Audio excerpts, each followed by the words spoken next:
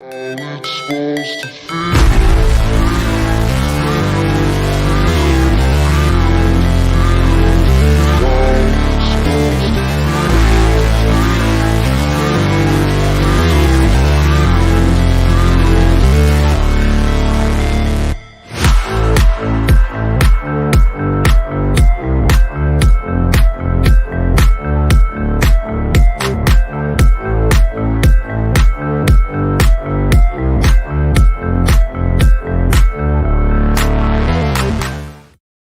Yo, yo, yo, welcome to Starbucs. I'm your host, Anthony DiNardo. With me, we got Jim Rosati on Pittsburgh Baseball Now. Let's put that in there. This is all new for me again. Good morning, Jim, and how are you doing? I'm doing good. I'm a little sleepy. I got home last night real late, but yeah, I'm here. I woke up. We look very sleepy. That's the first step. I haven't had my coffee yet. It's here. So I feel like throughout the course of the show, I'll get a little bit better. There you go. For the sake of the viewership, let's hope so. Yeah. For me also. I got to tell you, I do feel actually awake right now. And so a little behind, peek behind the curtains, as I'm sure actually some people already know. This is like try number 3 just in this week for doing the show. We tried Monday, we tried yesterday, now we're doing it today. And Monday we both slept through. So I don't want listen, you're not losing out on half the blame here. You slept in on Monday, I slept in on Monday. We both slept in on Monday, but you slept in longer. Let's just get that clear. The longest. That is true. And then yesterday, I was on Central Time yesterday. So, your 7 a.m. I didn't even think about that. Was my 6 a.m. And I just wasn't feeling it. I was up and you weren't. That is true. Now, I did eventually wake up. It was at like 7:22. I was like, "Oh shit!" Yeah, like as soon as you didn't respond, I just went back to sleep. Well, in my ways, yesterday at 7:22, when I said, "Are you up?" and you didn't respond, that's when I went back to sleep too. I gave you like 30 seconds. I was like, "Okay, he's sleeping. I'm gonna go back to sleep." So here we are, part 3. Now I gotta tell you something. That trick that I said last night that I did, I use, and again, I don't know why I slept through alarms. I wake up every other day with alarms, but I used different alarms today, different sounds. And it worked because I heard this crazy ass sound I never heard before this morning, and it woke me way up. So here I am. So I'm gonna start doing that trick now. Different sounds for your alarms. So my wife wakes up every day at like 5:30. She's a super early riser, right? I don't know how she does it. So she wakes up. I don't even realize when she wakes up. I just get up and, she's awake.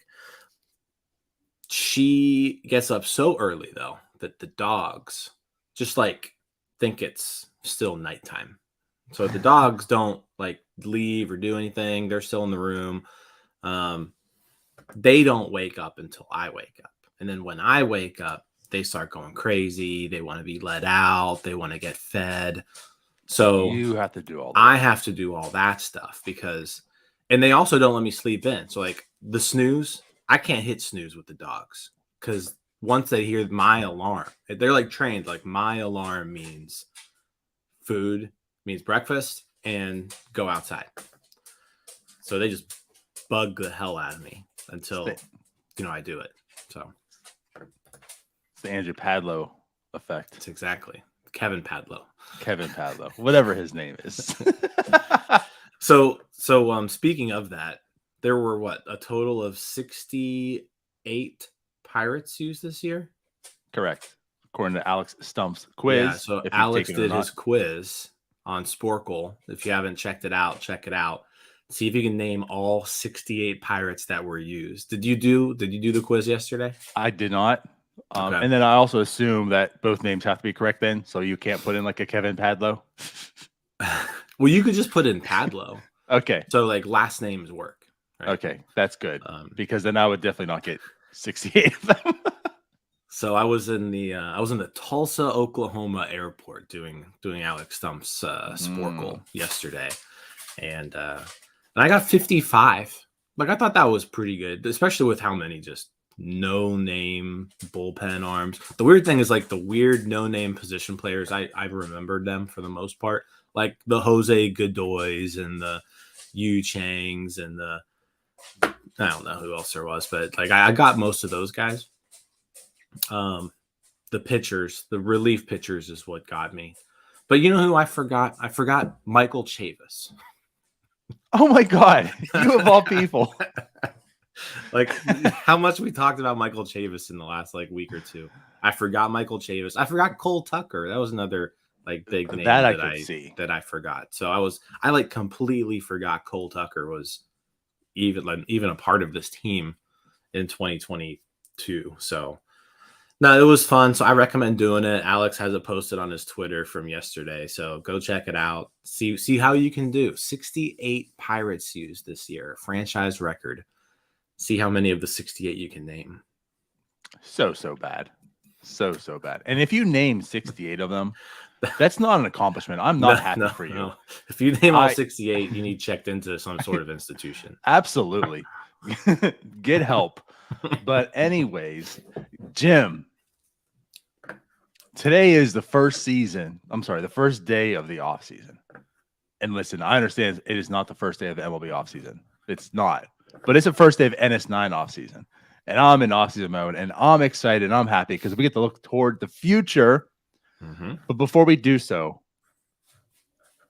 we're going to talk a little bit about the Pirates prospects today.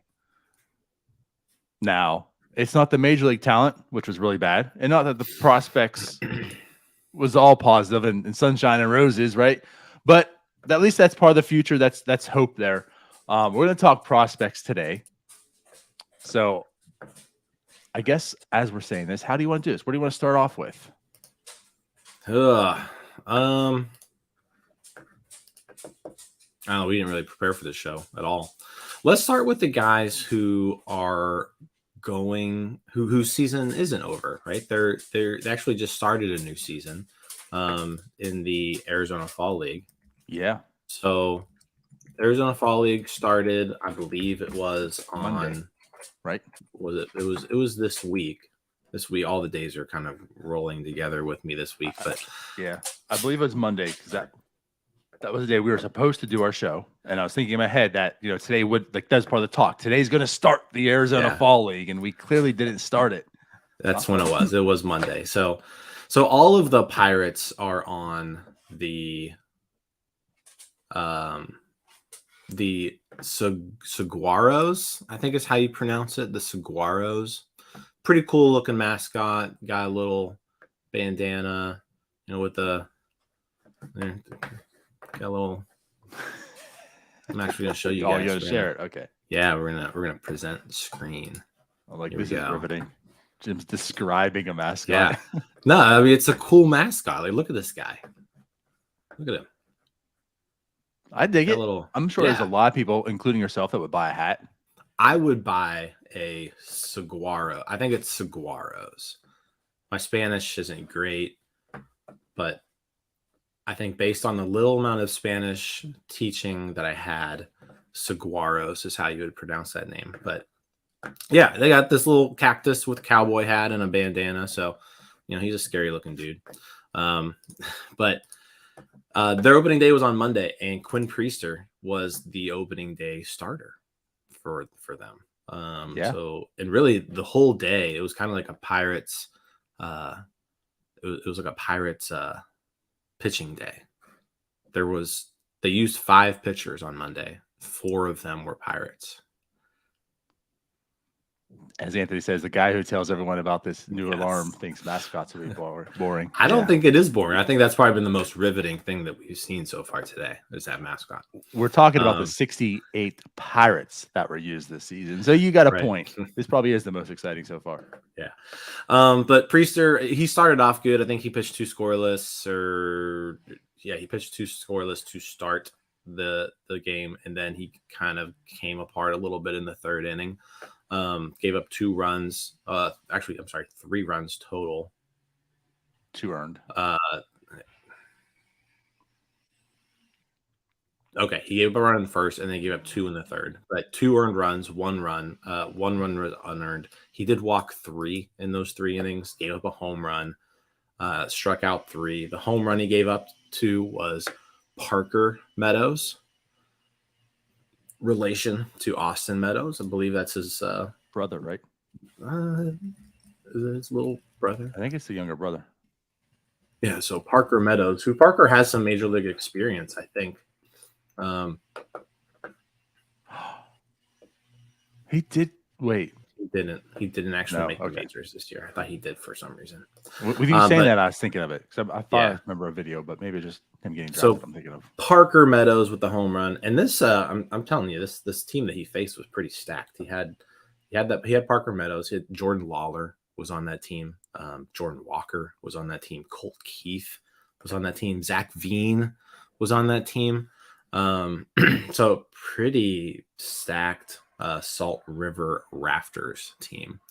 But yeah, Priester started off, so we'll look to see how he does this season. Not his best outing to start off the AFL, but Omar Cruz came in relief, pitched 2 scoreless innings. Tanaj Thomas came in, gave up 3 runs an inning in 2/3. He did give up a home run to Jordan Lawler.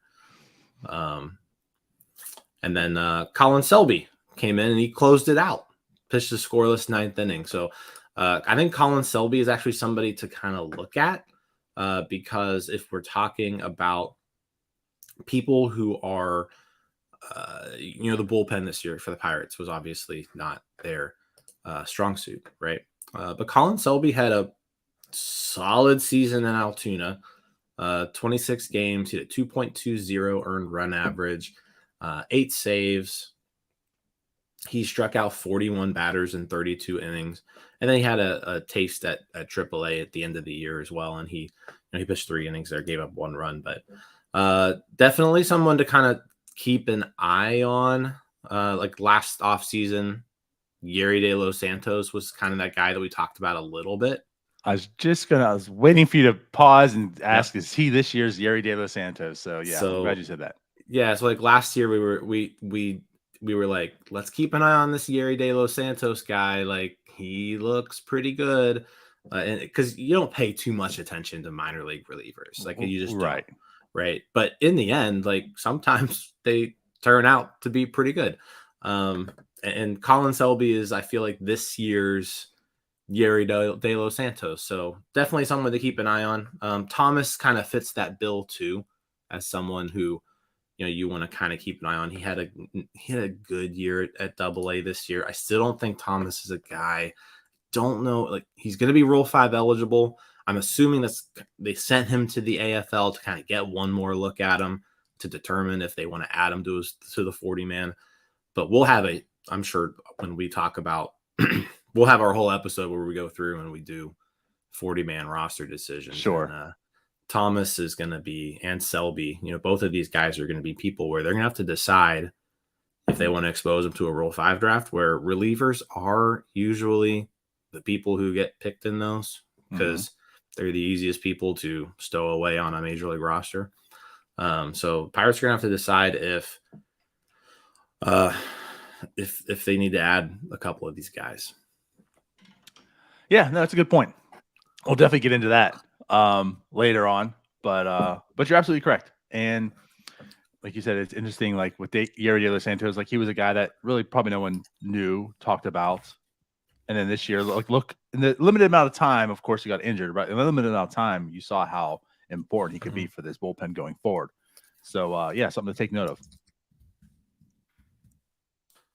Yeah, and then also as far as from the offensive standpoint, the Saguaros have the Pirates 2020 first round draft pick. Nick Gonzalez is back in the Arizona Fall League, and Henry Davis also in the Arizona Fall League.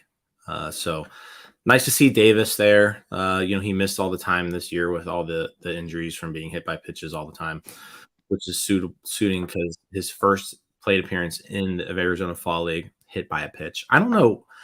I don't understand it because I guess he does crowd the plate a little bit. Like if you watch him, like he has that open stance and then he kind of dives in, right? Mm-hmm. Like that pitch, on Monday, like almost went behind him. Like I don't know what pitchers are doing. Like I don't know if they're trying to pitch him inside, and just because it's the minors, they aren't as good with their command. They just balls get away from them, and so it hit him. They hit him. I would imagine like once you reach the majors and you've got pitchers with better command, maybe those hit by pitches go down a little bit. But maybe he's just going to be a guy who always gets hit, which is good in one aspect because it means he gets on base. But it's also bad in aspect because if those pitches are up and in, then you're dealing with hand stuff. And we kind of had to deal with that a lot with Marte. Like how many times did Marte get hit in the hands? And we were like, oh crap, Marte's so always getting hit by pitches. And that 1 year J-Hay got like 20 plus out of nowhere. Oh yeah. Yeah. So, I mean, it could just be something that he's always going to do. But you hope that he just kind of protects himself enough that, you don't see any devastating injuries anymore, because that's the only thing keeping him off the field right now is just getting hit by pitches. Yeah. It is something to take note. That's why I say, like, there's some worry to it. I mean, obviously it hinders your development when you're not on the field. But right, like, is this something that's going to be like part of Henry Davis? And I guess what I mean by that is, like, were these couple injuries he had is more fluke? Like, she's got injured, but it's nothing to be concerned of. Like, it won't happen as often going forward, or is like every year he's going to hit by a pitch and be out at least for a few games or whatnot. I don't know. I guess we'll find out. But again, like, a good point you're making is, like, Starling Marte got hit by pitches all the time. For most of his career, he was always on the field. Although, ironically enough, we're talking about him now, and he's off the field because he broke his hand getting hit by a pitch by the Pirates. So, like, these things happen. You're just hoping that, like, his body can hold up. And also, ironically enough, it's not like this has happened throughout his college career, and you would assume like the same issues would be there.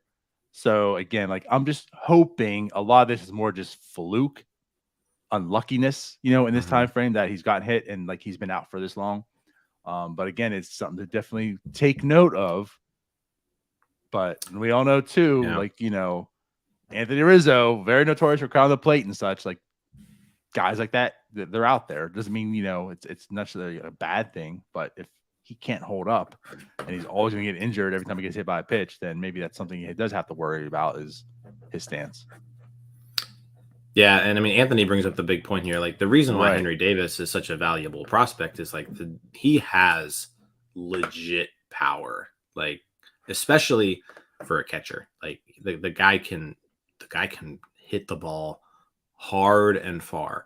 And the last thing you want out of a power hitter are hand injuries, because hand injuries are kind of known just historically to zap your power, right? So yeah, I mean, hopefully he can avoid. I know right now he's wearing those. Well, that's the thing. He doesn't wear batting gloves either. So you get hit in the hand, there's like nothing. So I did, you do notice, who was it? Nick Gonzalez, who got hit in the hand last year. Nick Gonzalez this year, if you watched him, not only did he have the elbow guard, but he also had a big pad on his hand, on his batting glove. So, Henry Davis, maybe the Pirates are just like, yo, you gotta start wearing at least a left-handed batting glove, right? To put some sort of padding there. I don't know what they're gonna do there, but yeah, you hate to see someone with a lot of power potential get hand injuries. It's not ideal. But the hit by pitches are going to help his on base percentage. I mean, his on base percentage this year is about 120 points higher than his batting average. So the guy's been great at getting on base all throughout the minors. So that, you've got that going for it. As long as he's not getting hit in the hand or the head, you want to avoid that. Yep.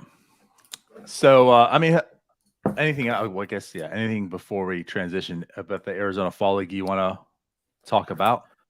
Yeah, I mean, Gonzalez also is there. Gonzalez didn't play that first game. He did play on, I guess it was the next two. Tuesday. Yeah, Tuesday Tuesday he and yesterday. was 1 for 5. And then yesterday,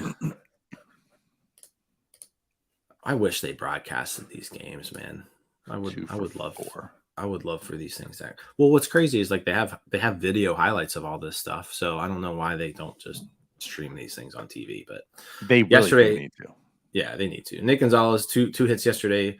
Henry Davis with a hit yesterday. So Davis with a double, Nick Gonzalez with a triple. So both of them off to pretty good starts. I mean, it's only 2 games for each, but Nick Gonzalez has an OPS of 889. Henry Davis OPS of 1,111. So All ones because he was the number 1 pick. exactly. But no, so Arizona Fall League, always a fun league to follow. They play their games in the afternoon mostly, so you get results early. But yeah, I mean the Pirates have quite a few interesting people there to just keep an eye on, because like I said, especially from the pitching standpoint, there's going to be some 40-man roster decisions that need to be made. And then on the hitting standpoint, you've got a couple of top prospects who missed some time this year, and you want to just see them get extra at bats, and they're going to see it against pretty good competition. Yeah, that's why I think it's like really important for, like, as you mentioned, for Gonzalez and Henry, just because of the amount of time that they've missed, especially this year. Of course, we know Gonzalez missed time last year also, but with their development, you want to see them get more bats. And like you said too, like the one thing about this is it's not necessarily always like the cream of the crop. It's not everyone's best prospects as we're talking relievers right now, but it's certainly typically towards the best, but also the ones that are closest to major league ready. So they're facing a lot of steady competition right now. It's not like they're facing a bunch of single A or double A nobodies, in the regular season. So yeah, I mean, this is important for their development, but they're also facing some pretty good competition right now. Yeah, that's the best part of the Arizona Fall League is you're facing good players, especially if you're a pitcher. The hitters in the Arizona Fall League are just you're not going to see a minor league lineup with anything close to the talent of an Arizona Fall League lineup. So it's going to be a good test for Priester, good test for Selby, good test for Thomas, good test for Cruz, all those guys that are going. So yeah, good. Plus, it's in Arizona. Plus, it's in Arizona. Yeah. Which is like high elevation. Yeah. So it's a little bit easier to hit there. So, yeah. I think that's enough for AFL, right? I agree. Cool. So I was going to say, like, what if we maybe transition to, I know we talked about them, but maybe talk about like Henry Davis's season so far. Yeah. Until like, what are your thoughts? Because I think it's fair to say, I know a lot of people are down. Let's say down, because I know the injuries was part of it. It's kind of like the Nick Gonzalez season last year. It's like you see the talent. He had a really good stretch, but it seems like the injury caused a lot of the disappointing numbers, to put it that way. He went to double A, and it's not what you want from your number 1 pick. The guy that you're hoping to make the major leagues next year. So I guess, what is your takes away from Henry Davis this year? Yeah, I think I just want to see him healthy. It came out, he tore up his 1 month in Greensboro, just tore it up. Came to Altoona, and it turned out, he got hit by a pitch in Greensboro before being promoted, and he was actually playing his first few games in Altoona with a broken hand. So then it's like, I'm not going to judge anybody, but while they're playing with a fractured hand, and then coming back, you're just coming back off of a hand injury. I don't know, it's hard to judge those Altoona numbers really at all for me personally, just because he was hurt or coming back from an injury pretty much the entire time. And even, I mean, and also the sample size just isn't, I mean, he only played 31 games in Altoona. So, not a whole lot to really go off of there. I guess if you want to look at it like his end of season stretch, like when he came back off of injury, he was, let's see, 114 weighted runs created plus, 254, 333, 444. So, a little bit better, than he was pre-injury. Still not like mashing like you'd like him to see, but he was well above average, a double A hitter during that time period. But he is going to have to be healthy. Like, I mean, no doubt about it. Like, the guy has to stay healthy in one way or another. And I'm not gonna judge his results really from an injury, but you'd rather obviously see him do well as opposed to perform very average. Like, I am surprised that like he's dropped so much like on some rankings, because I don't really think he's done Baseball anything. America, especially. Yeah, like I don't think he's done anything to warrant that. Like nothing he has happened to be like, oh, he's not the same prospect he was last year. Like I don't think there is anything there, but the only thing I can think, I guess, is if there's maybe concerns if he can catch. That would be my thing. But again, I guess like those concerns have always been there, and I don't think like nothing's really changed this year. Yeah, I mean, he also only caught 33 games this year, so it's like, how can you even judge that, really? Right. I'm with you on that. And like I said it. Like there certainly are concerns. Like I have them too. I know some people are like coming back and saying it's just injuries. But like the injuries have hindered development, and the injuries are now a concern to me. Because it's been more than just this one time. Yeah. Kind of like with Nick Gonzalez. Like, okay, that's kind of concerning now that you can't stay on the field. So is this going to be a problem? But like you said, for that much of a drop, I don't know how can you really warrant that. Just so far, he came in, and last year he tore it up, for the short amount of time. When he started the season, he tore it up. Like, he goes to Double A and he gets injured, and that's all you really had. And so, like, if it's just the injury, that much of a drop was a bit of a surprise. But regardless, like, I can understand a drop, and there are concerns about Henry Davis with health. I mean, I think that's legit right now, because there's a rhyme and a reason for it too. But I'm still hopeful. And that's why I want to say this too. Like, I know a lot of people are going to look at the numbers and say, well, Henry Davis went to Double A, and when he made the jump, because Double A is what separates, basically most of your prospects. When he made that jump, he batted .207. He has a 97 weighted run created plus. Henry Davis is a bust. And that's why I say, and want to make sure you understand, like, I'm with you. Like, there was that injury, much like Nick Gonzalez last year. I mean, we're talking about Nick Gonzalez, like, he was injured, it was playing bad, but then when you look at that final stretch, he just tore it up. And that's when he was like really starting to get healthy. And this year, it's kind of like that same thing with Henry Davis. He was injured, but I'm not saying he tore it up the same way that Gonzalez tore it up last year towards the end, but he was playing much better. So I'm with you in the sense that, like, I'm still very positive on Henry Davis. Still want to see what he's going to do. And I think the Arizona Fall League, he is healthy, better competition.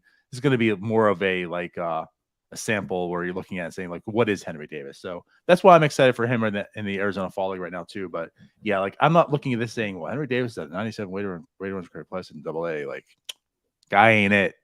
Yeah, it's a bust. Wrong pick. Yeah, and not everybody's down on him. Like, Fangraphs updated rankings still has him 19th overall. Fangraphs has him as the #1 Pirates prospect in their updated ranking. So, he's right there. If you're looking at that draft class, Marcelo Meyer is 17th, and that's it. So where's Lawler? Lawler he's farther down. He's 45th. Oh, wow. Okay. So like, Fangraphs still likes him. Baseball America's down on him. I don't really look at Pipeline just because I don't like Pipeline, but there's still a lot of things to like about him. Like, he's still a power hitting, bopping shortstop. There are some concerns about the defense, but we already knew that. But I also think like he's one of those guys though, where every report you hear, like, he's going to put in the work to become a better catcher, right? Like, it's just something that he's going to do. His mentality, he wants to be a catcher, and he's gonna do what he needs to do to be a catcher. So I have all the faith in the world that he can stick a catcher. But if he can't, then maybe he's your first baseman of the future. Pirates might need one of those. Which the Pirates need, yeah. So Yeah, I'm still very high on Henry Davis. There you go. By the way, Pipeline has him at 19 also. Okay. So it's really just Baseball America. That's Yeah. Yep. Okay, so interesting. So Henry Davis, still a lot of hope for him. Basically, not unanimous, not like number one overall draft pick last year, not unanimous, Jim, as your Twitter handle suggested, but number one for the Pirates rankings for most sites. Let's move down a little bit. Let's move to the next guy. I guess maybe you just want to stick with Nicky G, since we've been talking about him a little bit already too. Yeah. I actually really like what I saw from Nick Gonzalez this year. I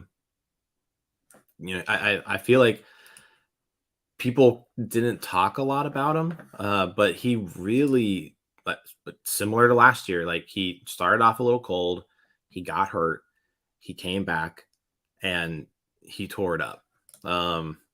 So, I mean, he came back on August 12th to Double A, and so I'll just go back here to August 12th is when he rejoined Altoona after his injury. Was it And the 12th? yeah, he had a couple of rehab games in Bradenton. Okay, So from August 12th on, 286 batting average, 408 on base percentage. Dude had a 13% walk rate, 505 slugging. The important part here, K rate 22.3%, which we've never seen it that low ever in his minor league career. A weighted runs created plus of 150 in that time back. So really like what we saw out of Nick Gonzalez post injury. So again, another guy that I feel like a lot of the national sites are down on, but I don't know why. Like I said, the strikeouts, I could see that probably being the main concern there. But if he's a 22 strikeout guy, 22% strikeout guy instead of the 30 that, he kind of seemed like he was early on in his minor league career, then you've got something like 22% strikeout rate. We can work with that.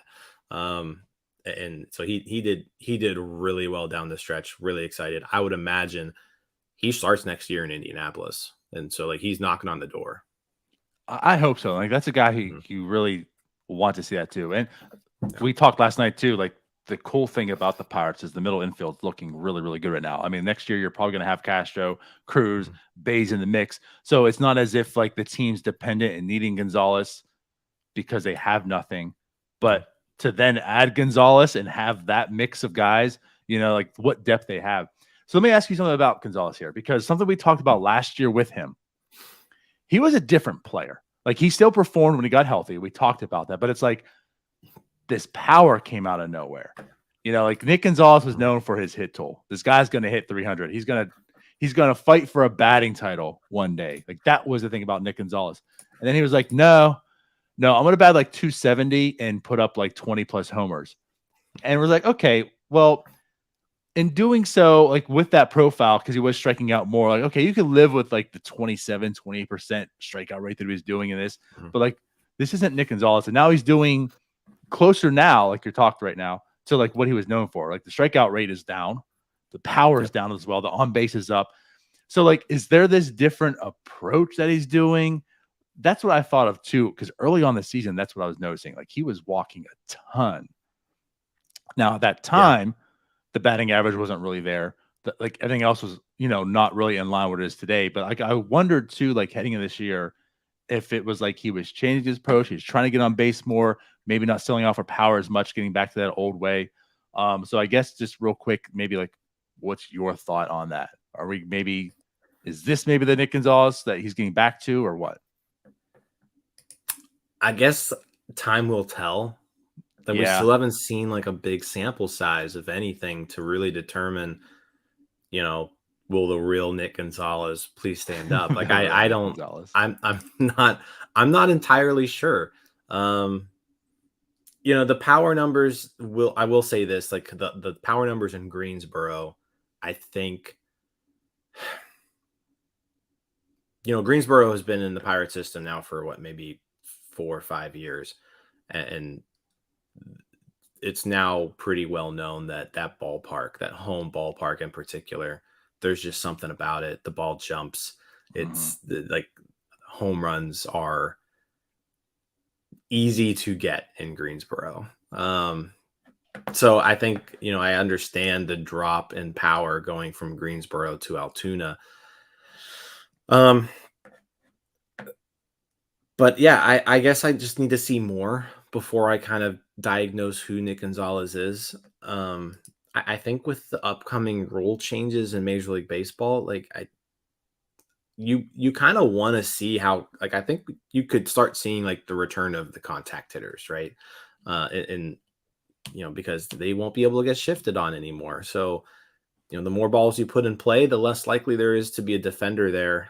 So I that's kind of my going into next year. I think that's like my biggest storyline that I want to follow is, how valuable going forward is putting the ball in play going to be. So, if you can change that approach so that you're not necessarily selling out for power, instead you're just trying to hit the ball hard somewhere, line drives all over the field, is that going to make you a really productive major leaguer? I'm excited to kind of see that. And you and Tyler talked about Kevin Newman for a second last night, and that's the reason why I'm a little bit intrigued about like keeping Kevin Newman for next year, because it's like, do the Kevin Newmans of the world gain value now?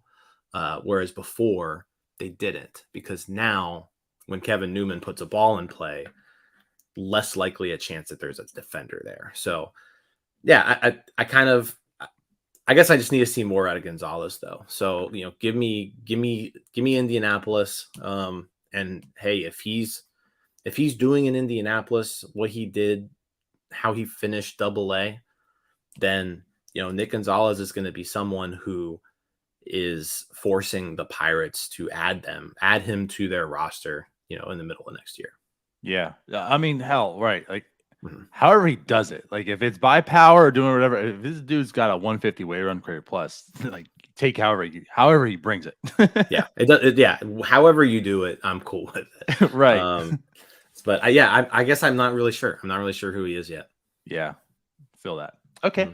Let's move on here then. We'll go to who do I want to talk about next? You want to talk about? Well, we want to talk about the best player in the system. So I feel like we've talked a lot about Henry Davis, right? We've got Arizona Fall League, but really this should be like the Endy Rodriguez show, because you're absolutely correct. We talked about that Henry Davis, who's number one on the prospect list for many sites. He was number one pick, but as Anthony mentioned, talk about Pirates prospects. Pirate prospect of the year they mentioned is Endy Rodriguez, and it was very warranted. And talk about this riser. I'm not gonna say he came from nowhere. We've known him to the Joe Musgrove trade. There was some intrigue, coming from the Mets. But we had the COVID year. He was young, so he didn't really there was nothing behind him to say this is Endy Rodriguez. So last year he put on a little bit of a show, and I feel like this year, like, it just was amazing. He played in 3 levels, and like in every level that he went up, he got better. that doesn't happen. He got better every time he got promoted. So Endy Rodriguez. God.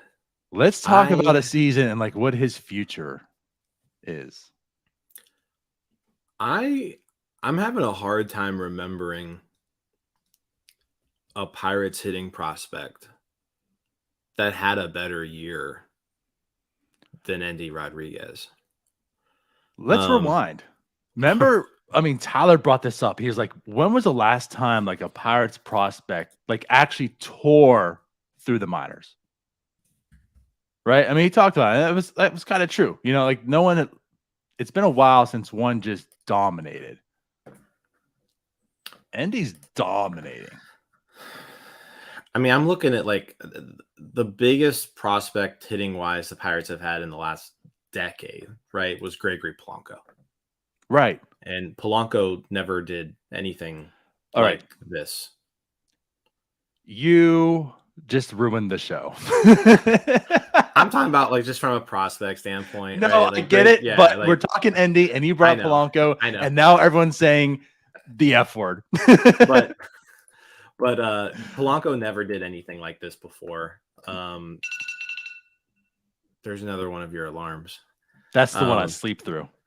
Going back to like Andrew McCutchen put up some pretty good minor league numbers at a really young age, and he still never did anything like this before.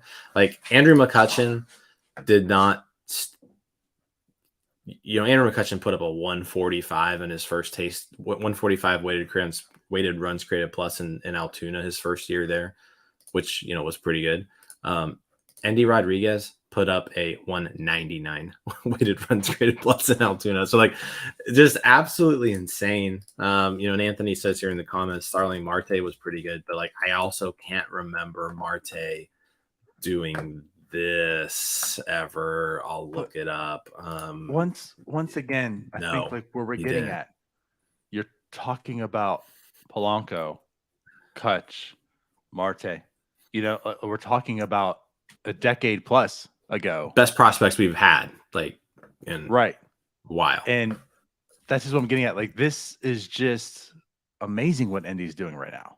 And I'm not out here to say, like, we're not saying this to, like, well, he's clearly going to be better than Marte and Kutch. That's not what we're such, saying, right? Yeah.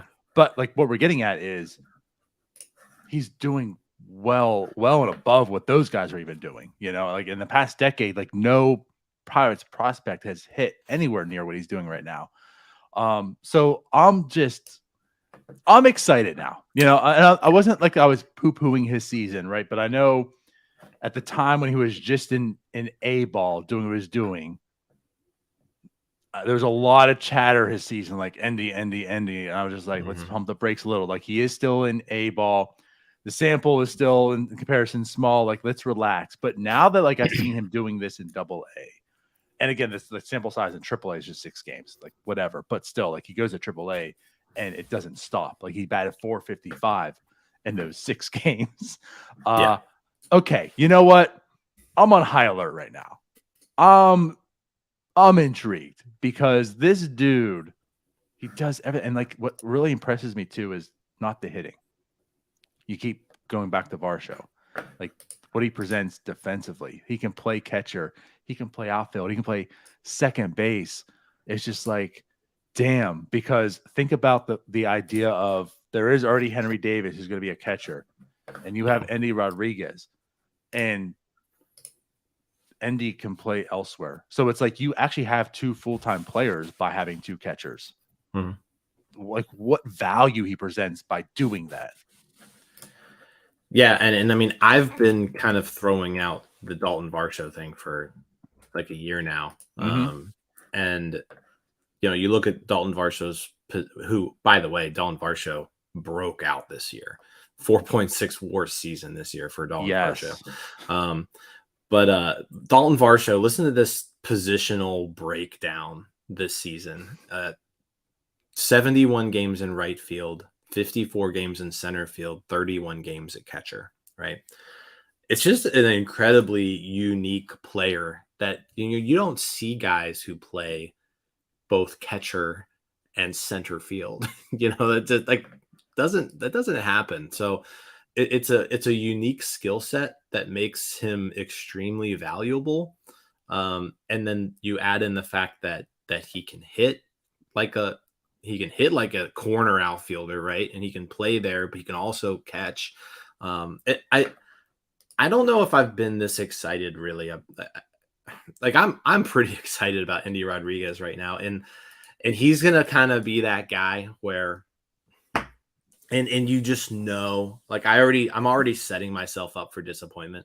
Like, yes, he's not going to be on the major league roster starting next year, but you know how we know that because he O'Neal didn't get to Cruz, play in the last series, right? Because the Pirates learned the lesson. But like, you're not going to convince me that there's going to be a person in this organization who's better suited to be the opening day catcher than Endy Rodriguez, right? He just absolutely killed it this year. Everywhere he was at, didn't miss a beat. And And like we just mentioned, like we haven't seen a Pirates hitting prospect do this in a long time, really long time. Maybe ever, to be honest with you. Like I was even going back, like I don't think anybody's done this in the 2000s. I don't think, and even What did before Honus that, Wagner do? right? And you know, like I even went back to like Chad Hermanson, right? Chad Hermanson never did this. So yeah, like I'm excited. I want to see him. So his season also not over. He was drafted last year in the draft for Leadom. So he is on the Estrellas Orientales of the Dominican Winter League. Hope I said that right. But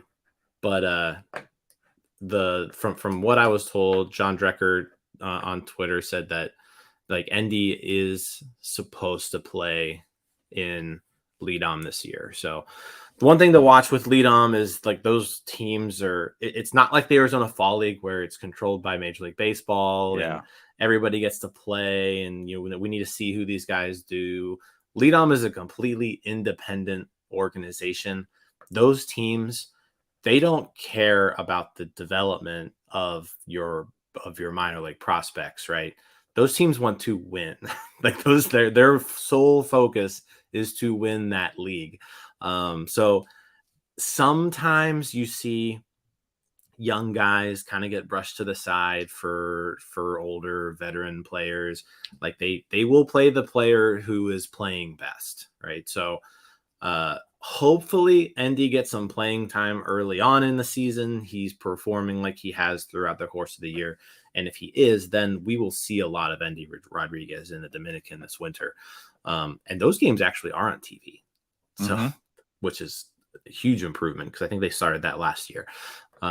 So Endy will be playing. O'Neal Cruz also confirmed to be playing there as well. So there's going to be some fun stuff going on there, and that'll also be really good competition for Endy, who like typically the competition there is going to be better than what he's seen in the minors. Pitching, lead on pitching is sometimes a little weird. Like it's a hodgepodge of like minor leaguers trying to make rosters, relief pitchers looking for innings every now and then you'll have like Bartolo Colon, who's like 48 years old and throwing 82 miles an hour, right? So it's a weird hodgepodge of pitchers in lead on, but definitely interested to see how he does there. Excited for spring training, not excited to be let down when he gets cut from the roster for no other reason than service time manipulation. Like I'm already just prepping myself for it. Like it's going to happen. Yeah. It's happening. Like I'm already frustrated talking about it. Well, then let's stop talking about that. But yes, like again, I am very intrigued by him. And again, like all that he presents. I want to make this comparison in that sense. You bring up Varsho, and this is going to be a silly comparison, but understand why I'm talking about it. We bring up the value in Shohei, like you can't like measure it because you've never seen it before. Like what we understand what he does, but like how do you quantify the value of one person that can do like the multiple things? Like he's a pitcher and he's a hitter, and it's just one person. So like the value in that for the roster construction is huge. And like that's kind of like what Endy presents in the sense of you need two catchers on the roster. Like you need a backup catcher and your starting catcher, right? So like what if your backup catcher is potentially as good of a hitter as your starting catcher, but he also is a utility player? Like you're taking two positions in one, so therefore you might be able to carry something else, you know? And like that's what the value of Endy presents is like not only is he a good player, but he's all this in just one, and that helps you like construct, like maybe you can carry an extra lefty on the bench, you know what I mean? Like for something else, or an extra platoon guy. Like maybe you can go and get maybe first base becomes a platoon because Endy is everything else. So like that's the value. And like I think what's even more exciting about Endy is it's like what he can provide. Ben Cherington has a great toy at his disposal if he wants to compete and build this roster, because Endy can play second, outfield, and he's your backup catcher. So like it gives you so much flexibility in how you want to construct the roster. But it's not like you're going to Francisco Cervelli and then, well, now Stewart's there on Sunday. So he's good defensively, but is a lost bat. It's like, no, it's still Andy Rodriguez. Like, you have a great bats in your lineup every single day at the catcher position. That's what's really exciting about him too.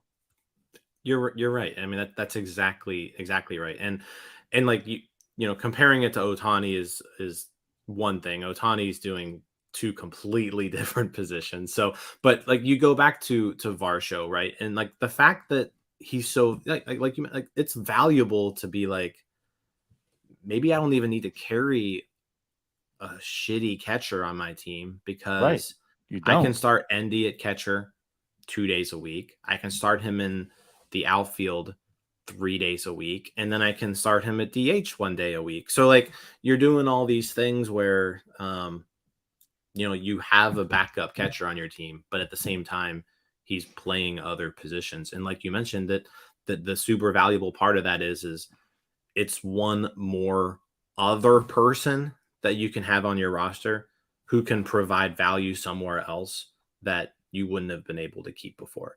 And Anthony brings up a good point here. Like, you don't want to waste those rosters on Josh Van Meters. You want to waste those. You want to use those roster spots responsibly and intelligently to address areas that you need help in. If you need help against, hey, I need someone who can play first base that can hit left-handed pitchers, right? And it's like, you went out there and maybe you get a left-handed first baseman, but he struggles against lefties. Like, without someone like Endy Rodriguez on your team, you may not be able to go and get that guy, right? But with Endy Rodriguez on your team, it opens up that extra spot, and now you can maybe go and get that guy who, hits lefties, plays first, really nothing else, but like he has a specialty that you need that you wouldn't have been able to fit on your roster otherwise. So that's a good point. Yeah. And again, like the reason I said Shohei is because I think a lot of people listening to this probably don't even know who Varsho is. And that's why. And like I said, it's a stupid comparison, but the idea of it is what he presents. And right, like, so to go back to Varsho, if I were to tell you your backup catcher is a 5-WAR player, that's what we're talking about. Yeah. It's not just a guy who supplements in, because we understand the catching position is bad itself. A lot of starting catchers are just bad. I mean, Houston has like the second worst catching in baseball. A lot of starting catching is bad. Your backup's now a 5-WAR player. So, right. But anyways, like that, the fact of having Henry Davis and Endy coming up basically like almost at the same time too. Mm-hmm. Like, this is just, that's why I'm excited for next year. And of course, 2024 what they are. And we understand now because with the DH and the NL too, like days off, like Henry Davis can take a day off and be at first base to preserve him. You like your backup catcher, you can feel comfortable with starting more. Like maybe Davis just starts 4 games a week. That's it in DHs, because you can take the drop off, if there even is one at catcher, with your backup, So like, to preserve Henry Davis, again, the value in there, like, this is great. Yeah. No, I'm very excited for him. I'm very excited to see how they use him, because he, like you said, just a super valuable skill set that he possesses. And on top of that, like Anthony brings up, he's a switch hitter. So he does all that, and he's a switch hitter. So it's like, you don't even need to. When does he pitch? Right. So I'm so excited, because like the season that he put up was just, it was incredible. Incredible season. It was. He walks, doesn't strike out a ton. He's got power. Like, he does it all. Like, the only thing he doesn't do is like steal 20 bases. That's it. Okay. Sorry. Man, we're kind of coming up on an hour here, but I feel like we'll have a part 2 next week. We haven't really talked about any sort of pitching, so maybe we'll just save pitchers for another episode. But before we kind of leave, we talked about a lot of the high top prospect guys, but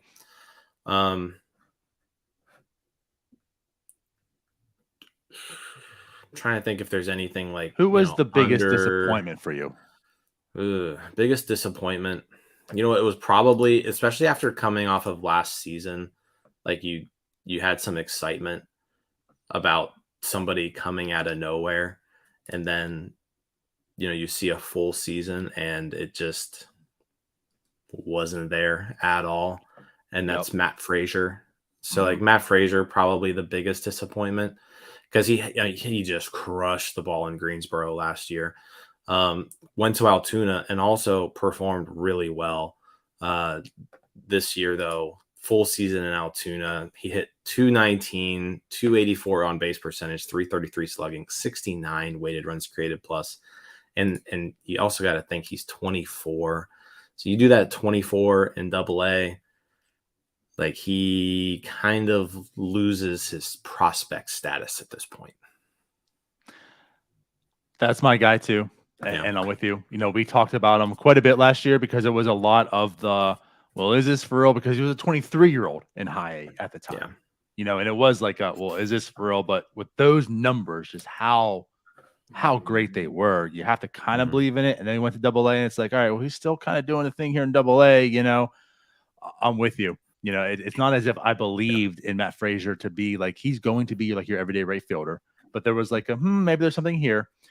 Now 69 weighted runs created plus in Double-A to 24-year-old. I'm with you. Like that was my most disappointing because like he could have provided some depth, definitely some pop. But that's the thing too. Like you saw the power. You thought the power was legit. I mean, the 20 home runs he put up in 75 games in high A.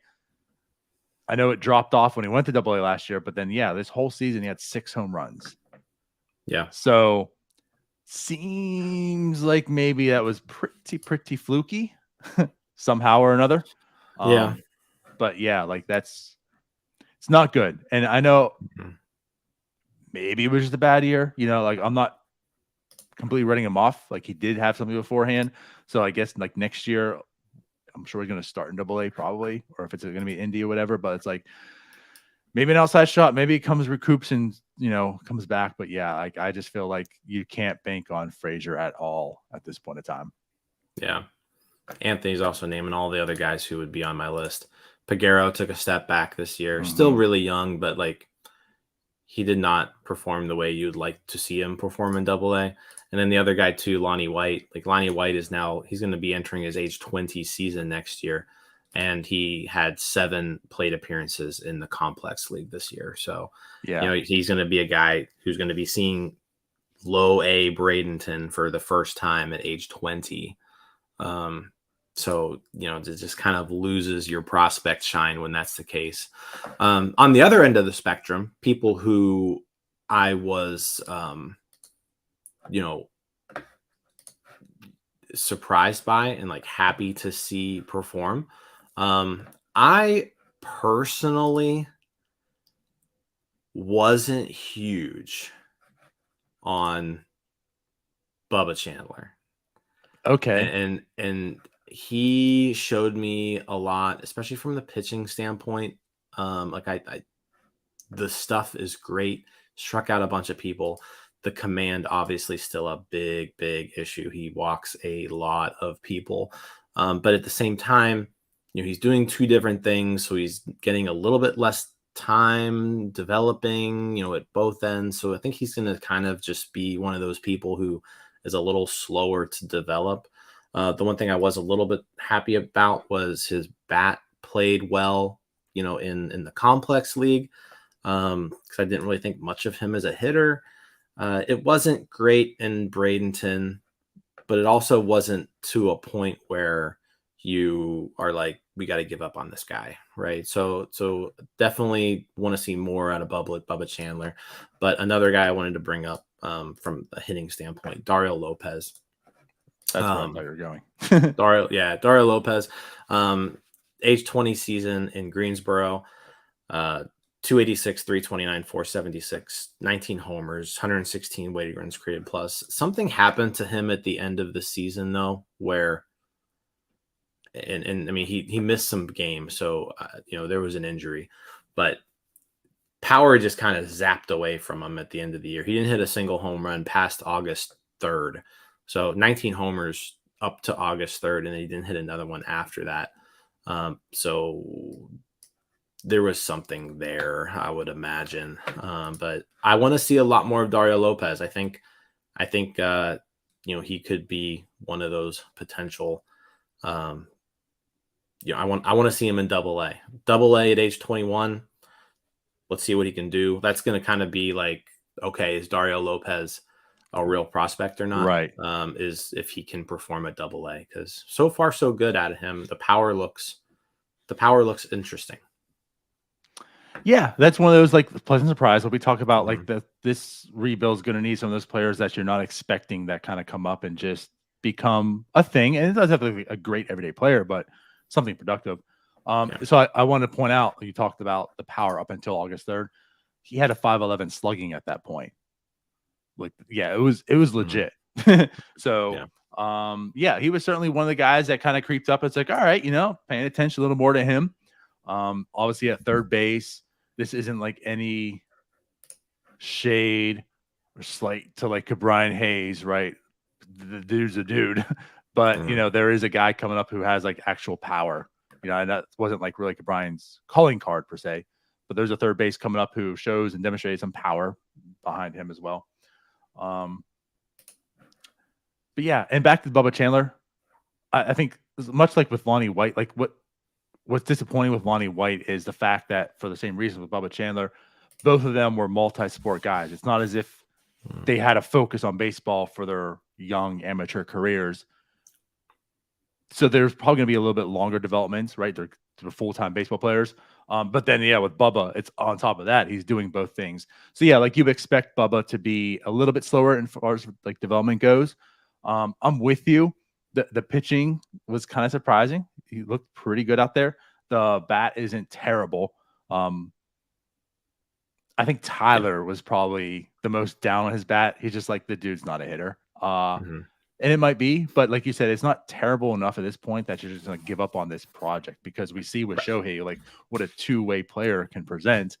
Bubba Chandler, solid year. But with Lonnie White, you want development from him, and missing out on this whole season, it's not too good. Not to say it's not gonna he's not gonna become something, but he needs the development time. Yeah. Mason Martin, I think you can also throw in the disappointment category. Is he disappointing though? Or we none of us really expected a lot out of Mason Martin just because of the massive strikeout numbers, but you did kind of hope that he could be somewhat serviceable, as a major league first baseman, but he struggled quite a bit in AAA, and so right.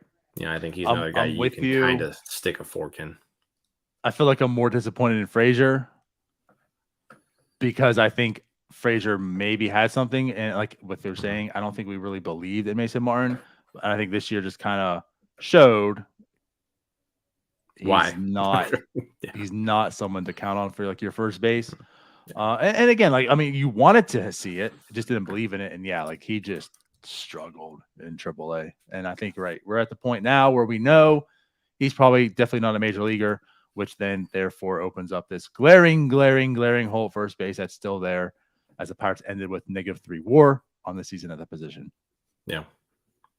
Matt Gorski, another nice surprise. So it's going to be interesting. Like it's that 2019 draft class. It's just, they're so weird to judge because they had the COVID year. And so you kind of just like forget about them. But Gorski, Triolo, both put up solid seasons in Altoona. Both of them need to be put on the 40-man this year if they want to avoid a Rule 5 draft. And I feel like, Triolo maybe not, but like I think Gorski is, I'm somewhat interested there in that he could provide some sort of value, but I'm surprised they didn't send Gorski actually to Arizona, to be honest. Do you think maybe that just also plays into the fact that the Pirates don't truly believe in it? Could be. I don't want to hate on Gorski. I don't want to sound like a hater, but this is where when people want to hype up players, because of numbers, which there's some people that like to hype up every player because Now, of the keep in numbers. mind, like Gorski also has the pedigree. Like he was the second round. He was a second round pick. He was 57th overall. Like it's not like he came out of nowhere. Like he's a second round pick. He is a second round pick, but he also never produced when he was like age appropriate. But You know, that's like as a he's never. But that's hold on. He's never been like that. 2019 draft class got screwed. Like they got screwed. He didn't play a full season of minor league baseball until he was 23. I get that. So You like know? I kind of get So- that. But as a 21-year-old in 2019, as a 21-year-old in low A, 96 weighted run per place. But okay, it's your first season in pro ball, league average, right? And then in 2021, when the COVID season's over, as a 23-year-old in high A, he had an 89 weighted run per plus, and that's in 95 games. Mm. And then this year, like it just came out of nowhere as a 24-year-old in A ball. High A. Yeah. You know, like that's kind of like what I'm getting at. But then he also I did understand he it did in in double A too, So but we're also talking about that's also a launch pad. I'm just, I guess where I'm getting at is what happened to Matt Frazier. I feel more, and if he proves me wrong, he proves me wrong, but I feel more of like he probably will end up towards the Matt Frazier path than I don't know, even like who, like the Garrett Jones path, if you want to say in that sense, you know. I don't know if I truly believe in Gorski to hype him up to think of like, okay, Matt Gorski's got legit power, and he can be on the Pirates' radar for next year. I don't think he's a guy you add to the 40 man. But that's a great way of putting it. Where I think a lot of people will be like, you have to. I'm okay losing a Matt Gorski if someone wants to draft him. Yeah, I'm probably not putting him on the 40 man, like unless there's just unless there's obvious room for him. But I don't know. He perked my interest a little bit more because I said that the draft class itself just I kind of feel bad for him because they got screwed. So I mean, they did, yeah. I mean, it is what it is, but I mean, without that COVID season, does this happen 2 years ago? You know, you don't know. I mean, you miss out on a whole season. It's hard to kind of compute. But no, he at least got back on my radar, right? And that's why I'm kind of surprised they didn't send him to Arizona, just because like they do need to make a decision on him. But maybe they send him there because maybe they didn't send him there because they know they're not going to put him on the 40 man, and they didn't want to expose him to anybody. You know, because that's a good point. All the Arizona Fall League is just a bunch of scouts. Yeah. So if they already made that decision, they don't want to say, hey, yeah, draft him. And here's why. But I don't know. Like, I just wanted to get that across and just talk a little bit. I understand the season he had, and it was great. And yeah, it piques your interest, but I'm just not buying it, as I think there's certainly people out there that are in the way that they are.